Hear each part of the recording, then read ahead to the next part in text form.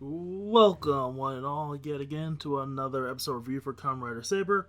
Yet again, this one is late, mainly because I'm kind of sick right now, so if I sound a little bit weird, that said, nothing major, just, seasonal allergies, that kind of stuff, so yeah. But yeah, we are now on episode 37, Change the Future. Who? Uh... that's a pretty funny episode title to me personally, because I just keep thinking about that little gorilla melting in the pot thing. But we're just gonna leave that joke aside for now and talk about the episode in question. So the episode starts off following up last week's episode.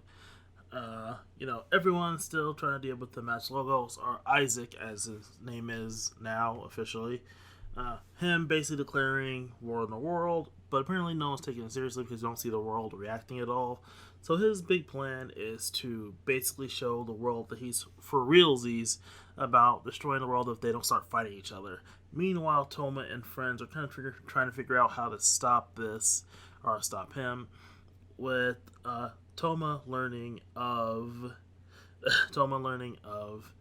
the one of the abilities that the Sword of Darkness possesses, and that is basically the ability to send people to the Shadow Realm at the consequence of the user also going into the Shadow Realm. So,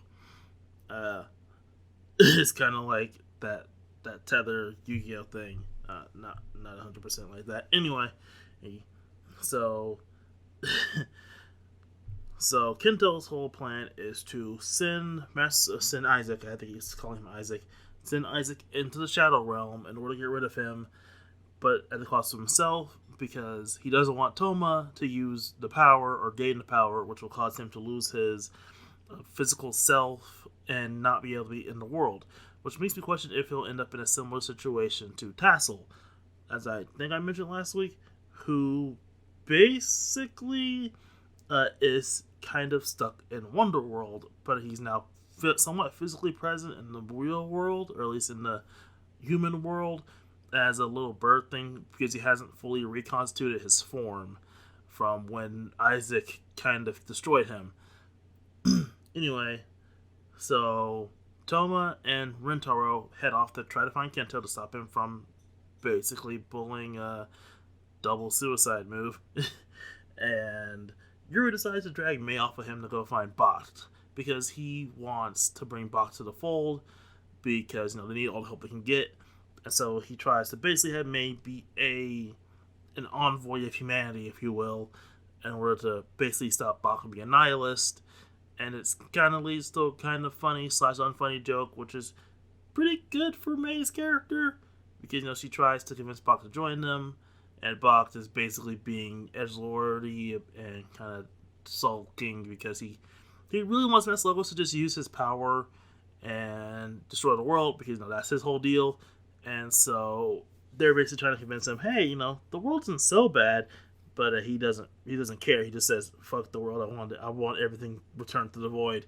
There's a Final Fantasy joke in there somewhere. I forgot to mention Bach came back because, again, he's immortal, can't die, because he has the Immortal Phoenix book, and he can keep coming back as many times as he wants, as long as the book isn't sealed away. And Master Logos did not seal the book away again, so he came back.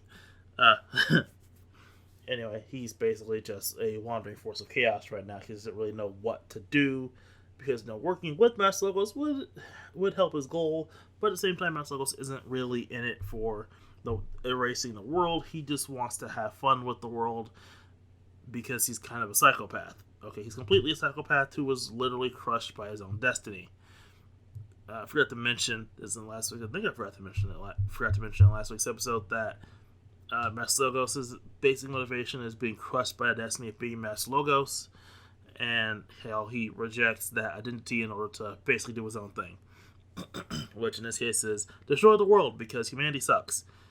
So he's still basic as hell as a villain. So that's why I don't think he'll be the final villain. Astoros is also here, but doesn't do anything. Again, he's just kind of being a snake in Logos' ear, or Isaac's ear. I have to get used to that. He's being a snake in Isaac's ear, despite the fact that Isaac doesn't seem to need much of a snake. He's not being tempted by the fruit of knowledge. He's already ate that thing whole without even swallowing. I don't even know where that analogy was going. He's already ate that thing and essentially it's just munching on apples from the tree right now. Anyway, along the way to find Kento, Toma has a little bit of a sparring match with Ren. We get a little bit more about Ren's philosophy, how he believes that power is strength, all that kind of stuff. Stuff that was honestly ingrained into him by his master, apparently, from the flashback we saw in last week's episode. And Toma basically tells him that justice is justice, and justice needs strength, but strength is not justice. I mean, he doesn't say that, but he's basically going around the way of saying that. And so that's going to convince Ren to rejoin the fold and help everyone else out, which I honestly dislike because we just had a few episodes, I think it was only like a few episodes ago, where Ren was deciding to abandon all that stuff and go about his own path to achieve more strength. And now he's right back going where he used to be, and I was like, wow, we really went a full 180 with this guy's character, from him basically being a Kento simp to going about his own path out of spite that could have turned him into evil, and now he's just simping for Toma now, or about to simp for Toma now, because he follows the power. And again, Ren is pretty much the most shallow character in the series. Anyway, back to some better characters, slightly better characters. Kento's probably the best written character in this series. So Kento meets Rentaro. Kento and Rentaro exchange their friendship speeches in a way. And the Master Logo shows up because he is, Sir, I'm going to basically pull a Kronos and show up to be the fight in every episode. And the heroes have to deal with me, even though they can't really defeat me. They honestly think that XA did it better with Kronos because they had better writing. Anyway, Master Logos fights the pair, then Thomas jumps into the fight and the midpoint, and then he decides to open up one of the books he scattered around the world, the one directly over the city, and basically erases the city, like the city turns to dust and becomes that whole desert thing that we keep seeing in Kento's future visions. And so Kento decides to do the one thing he can do and use his power to seal away Master Logos. And this almost works. Like, it almost works until Toma says, no, I don't want you to sacrifice yourself, and manages to stop the ritual that would have sealed him away. And Master Logos Isaac is still a problem that has to be dealt with. So Yuri shows up because Yuri is basically the one who can do anything in this show. I do like Yuri, though. He's a fine character. Yuri shows up, fights off Master Logos for like a minute, and then uses the Swords of Light and Darkness to basically seal him away like he did Bacht. But, that's not going to work forever, and Master Logos will come back. So it's only a temporary solution, which feels weird because the Sword of Darkness would have sealed him away permanently. So you think using the powers of the Swords of Light and Darkness together would have super permanently sealed him away. But apparently the seal that Yuri uses doesn't make the user sacrifice themselves, so maybe that's why he isn't dead, or at least isn't sealed away completely, and is only basically just moved away from this area for the fight. And so they decide to flee. Basically, Kento is thinking about life, and everyone is basically waiting to the next episode. Yeah, that is the episode. It kind of just ends. Not a lot was accomplished, really. But, at the end of the episode, we do see Master Logos breaking free of the seal so he can be the villain in next week's episode. Again, they're pulling a Kronos, and I think Kronos did it better. Okay, let's talk about the episode in general. So, overall, I did like this episode a bit more than last week's episode. Last week's episode was fine. This one was slightly better, if only because we're actually moving a bit more forward with the plot, and this was a more Kento-focused episode, and Kento is, as I stated earlier in the video, probably the best written character in Saber, at least in my personal opinion. Toma feels a little too godmoddy at times. Rentaro is the second best written character, but is way too sidelined for my liking, and everyone else is kind of mid.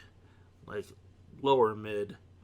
Like, if Toma's mid, then everyone else, like, basically, if Toma and Kento are regularly written, I mean, if Rentaro and Kento are regularly written, Toma's midly written, and everyone else is lower mid, and then Ren is at the very bottom. Because he is the least well written character in this show, if you ask me on a personal level. Because we needed this stuff about his idea of strength and power a lot sooner than we actually got it. Because it's still kind of annoying, and why he was so hyper focused on Kento when he was following power. Because from what the looks of it was, Kento wasn't necessarily the strongest member of the northern sorts of Logos. You know, now he was a skilled member, but he wasn't the strongest. It feels like if he was just following power, he would have followed Buster or Slash or something. You know, the veterans who've been there a while, longer than everyone else, and have the skills to pay the bills, or at least they did before they got sidelined because power scaling. But he followed Kento for reasons we still don't know. It's again hinted that he sparred with Kento a lot, and maybe that's why he formed his obsession with Kento. But again, never explained properly, so we just have to infer knowledge about why he was so hyper focused on Kento and not anyone else. But yeah, Ren is still the least well-written character in the show. So, how was the episode? Again, I already answered that question. That's probably the sickness making my brain repeat. But yeah, interesting note. I don't think we've seen a series have just like an entire section of the city be completely just nuked in a way, since builds in game with those black holes that Volt kept showing up, throwing up. Unless you count all the pandemic in X8, and now I'm suddenly depressed again. But yeah, overall fine episode. It needs more Kento. The series as a whole probably needs more Kento because he is one of the two best written characters in this show, alongside Rintaro, who I will never do. I will just stay on his hill for until this day the show is over, because that's when the show is dead until the V cinemas happen. In which case, I demand that Rintaro gets a V cinema and maybe Kento. Also, maybe Daishinji, but Daishinji gets a prequel manga. That maybe Daishinji, if only because I like his swapping between his calm cool persona and then the wild party animal persona when he's Slash. And Buster already has a spin-off manga, so I don't think he needs a V cinema. But maybe a V cinema for Buster, if only to see the dude be a dad more, because I honestly do like those moments. They're good moments for his character. Yeah, overall, decent episode. The characters are still pretty mid, and Kento is still the best written person in the show. Next to Rintaro, who's also the best written person in the show. And I will die on this hill, at least until the series is over and we can move on to the next season. And I'm gonna save talk about the final form to the next episode, because that's when the final form will be premiered the next episode, and then we'll officially be in the last, I'm gonna say, around 10 episodes or so until the series is over, and then we'll be done with Saber. Hopefully the next season will be better written. So yeah, see you all next time.